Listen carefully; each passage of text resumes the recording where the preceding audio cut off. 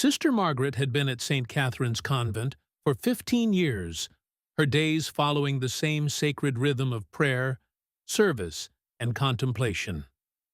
The morning light filtered through the stained glass windows as she entered the chapel for her usual 6 a.m. devotions, her worn leather shoes silent against the cold stone floor. The familiar scent of incense and aged wood welcomed her, but something felt different today. There, on the third pew where she always sat, lay a folded piece of paper. Her heart quickened as she glanced around the empty chapel. No one else was there. The note was simple white paper, creased as if it had been folded and unfolded many times. With trembling fingers, she opened it. "Sister Margaret, I know you remember me.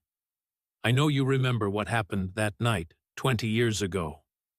The truth you've buried is eating you alive. Meet me at the old oak tree behind the convent tomorrow at midnight if you want to finally be free." The words hit her like a physical blow.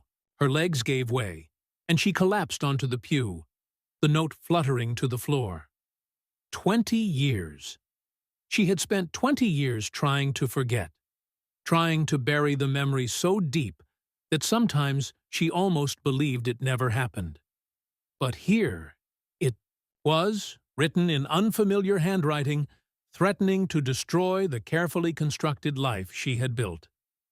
Sister Margaret's mind raced back to that terrible night in Chicago, before she had taken her vows, when she was still just Mary Catherine O'Brien, a young woman working at the downtown women's shelter. The night that changed everything. The night she had witnessed something that made her question everything she thought she knew about justice, about goodness, about God himself. She had been 22, fresh out of college, with a degree in social work and a heart full of idealism. The shelter was her first real job, and she threw herself into it with the passion of someone who believed she could change the world. That night, she had stayed late to finish paperwork when she heard voices in the alley behind the building. Through the window, she saw 2 men in expensive suits talking to Detective Rodriguez, a man she had trusted, a man who often brought homeless women to the shelter. The conversation was brief, but what she saw next would haunt her forever. Money changed hands, and then she watched in horror as Rodriguez got into his car and drove away, leaving the 2 men to disappear into the night. The next morning, she learned that Maria Santos, a young woman who had been staying at the shelter and had been scheduled to testify against a prominent businessman for assault, had been found dead in the river. Mary Catherine had been paralyzed by fear and confusion. Rodriguez was supposed to be one of the good guys. He had a family, went to church, helped people, but she had seen what she had seen. When she tried to report it, she was told there was no evidence, that she was mistaken, that she was just a young woman who had watched too many crime movies.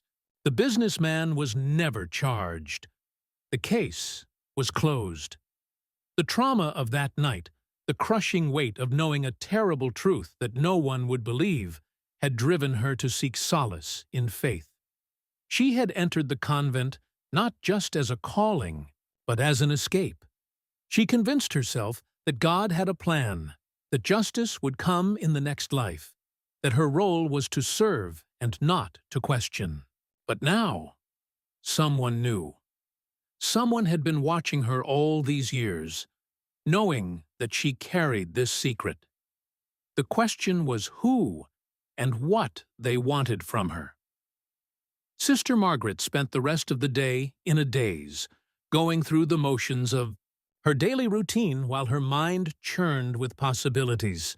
During evening prayers, she found herself unable to focus on the familiar words. The other sisters noticed her distraction, but she brushed off their concerns with excuses about not feeling well.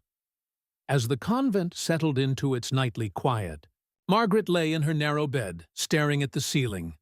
The clock on the wall ticked loudly in the silence, 11:30 p.m.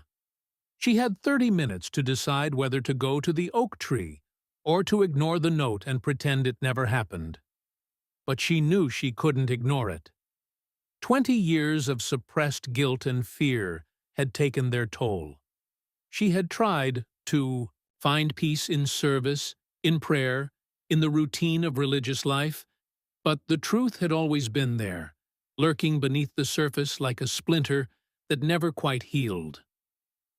At 11:55 p.m., Sister Margaret slipped out of her room and made her way. Through the darkened corridors of the convent, the old building creaked and settled around her as she carefully opened the back door and stepped into the cool night air. The oak tree stood silhouetted against the starlit sky, its ancient branches reaching toward heaven like gnarled fingers. She waited, her breath visible in the cold air, her heart pounding so loudly she was sure it could be heard for miles. Then, from the shadows, a figure emerged. It was a woman, probably in her 50s, with graying hair and tired eyes. She looked familiar, but Margaret couldn't place her. "You came," the woman said softly. "I wasn't sure you would." "Who are you?" Margaret whispered. "How do you know about that night?" The woman stepped closer, and in the moonlight, Margaret suddenly recognized her. It was Elena Santos, Maria's older sister. She had aged 20 years, but those eyes were unmistakable. "I've been looking for you for a long time, Mary Catherine," Elena said. "I know what you saw that night. I know you tried to report it, and I know why you disappeared afterward." Margaret's legs felt weak again. "Elena, I'm so sorry. I tried to tell them, but no one would listen. They said there was no evidence, that I was mistaken." "I know," Elena said, her voice heavy with years of pain. "But I never gave up. I kept investigating, kept digging. And 3 months ago, I finally found proof." She reached into her jacket and pulled out a manila envelope. "Rodriguez kept records, receipts, photographs, names. He's been taking money to look the other way for 20 years. My sister wasn't his first victim, and she wasn't his last." Margaret's hands shook as she took the envelope. "Why are you showing me this?" "Because Rodriguez is about to be promoted to chief of police. The ceremony is next week. Once he has that kind of power, these records will disappear forever, and he'll be untouchable." Elena's voice broke. "I can't do this alone, Mary Catherine. I need someone who was there, someone who saw what happened. I need you to testify." The weight of the envelope in Margaret's hands felt like the weight of the world. For 20 years she had hidden behind her vows, telling herself that she was serving God by staying silent, by not causing trouble. But looking at Elena's face, seeing the pain that had never left her eyes, Margaret realized she had been serving herself, not God. "If I do this," Margaret said slowly, "everything I've built, everything changes. The convent, my life here." "I know," Elena said, "but my sister is still dead, and Rodriguez is still destroying lives. How many more people have to die before someone with the courage to speak up actually does it?" Margaret closed her eyes and thought about the young woman she had been 20 years ago, full of hope and determination to make the world better. Somewhere along the way, she had lost that fire, buried it under layers of routine and ritual. But it was still there, waiting to be rekindled. When she opened her eyes, Elena was watching her with a mixture of hope and desperation. "What do you need me to do?" The next morning, Sister Margaret requested a meeting with Mother Superior. She had spent the remaining hours before dawn in the chapel, not praying for guidance, but finally listening to the voice inside her that had been silenced for too long. Mother Superior Catherine was a woman in her 70s who had run St. Catherine's with wisdom and compassion for over 3 decades. She listened without interruption as Margaret told her everything, from the night she witnessed Rodriguez's corruption to her meeting with Elena. "This is why you came to us," Mother Superior said when Margaret finished. It wasn't a question. "Yes," Margaret admitted, "but I was just afraid. I was running from the truth. I convinced myself it was a calling." Mother Superior was quiet. For a long moment, her weathered hands folded in her lap. "And now? Now I know that serving God doesn't mean hiding from the world's problems. It means facing them, even when it's terrifying.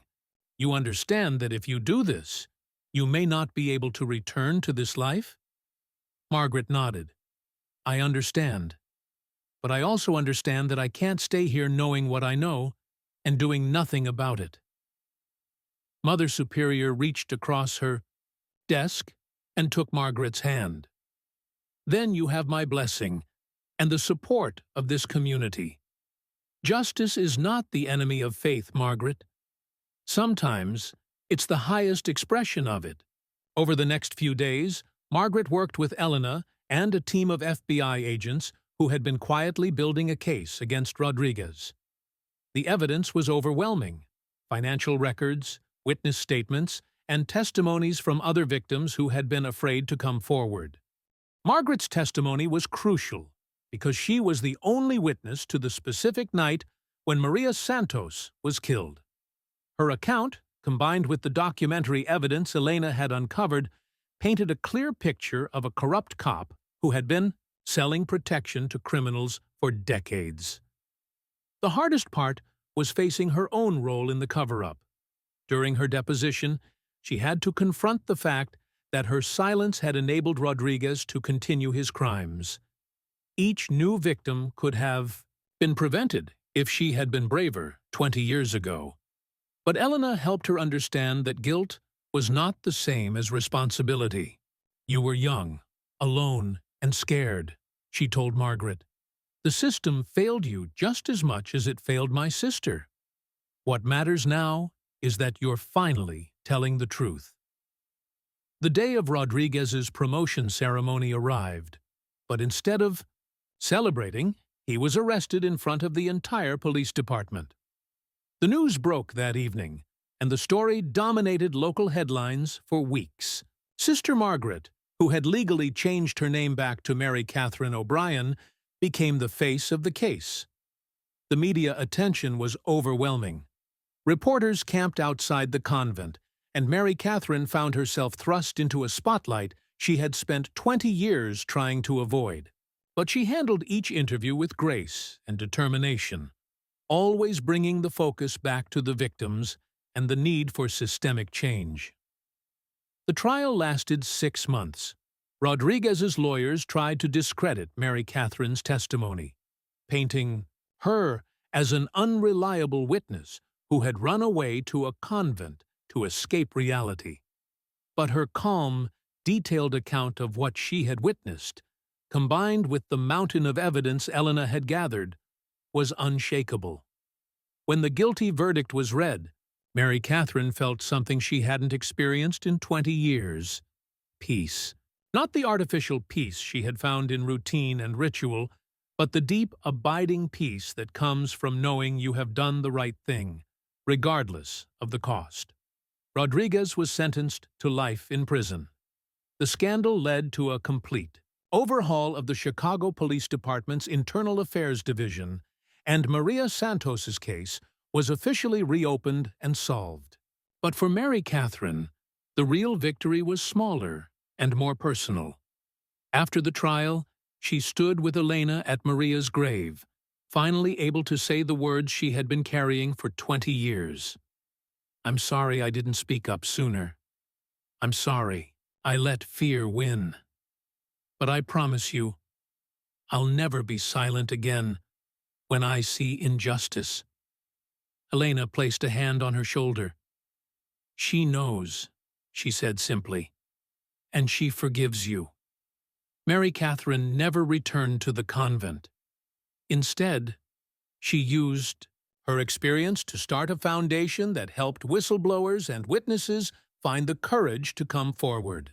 She worked with law enforcement agencies to improve protection for people who reported corruption, and she traveled the country speaking about the importance of moral courage. Sometimes, late at night, she would think about the quiet life she had left behind at St. Catherine's. There were moments when she missed the simplicity of that existence, the comfort of routine, the sense of being apart from the world's complications. But she knew now that faith without action was empty, that prayer without justice was meaningless. The God she served wasn't hiding in a chapel. He was in the streets, in the courtrooms, in the hearts of people who chose to do the right thing, even when it was difficult. The anonymous note that had shattered her carefully constructed world had actually set her free. It had forced her to confront the truth she had been running from, and to finally become the person she was meant to be. Years later, when young people asked her for advice about standing up for what's right, Mary Catherine would tell them about the night she chose fear over courage, and how that choice haunted her for decades. But she would also tell them about the second chance she got to choose differently, and how that choice changed everything. The truth has a way of finding us, she would say. We can run from it, hide from it, bury it so deep we almost forget it exists. But eventually, it demands to be heard. And when that moment comes, we have to decide who we really are.